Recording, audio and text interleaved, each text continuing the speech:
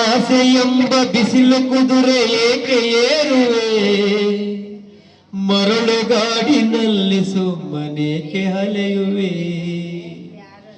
ಅವನ ನಿಯಮ ಮೀರಿ ಇಲ್ಲಿ ಏನು ಸಾಲದು, ನಾವು ಬಯಸಿದಂತೆ ಬಾಳಲ್ಲೇನು ನಡೆಯದು. ವಿಷಾದವಾಗಲಿ ವಿನೋದವಾಗಲಿ ಅದೇನೇ ಆಗಲಿ ಅವನ ಕಾರಣ.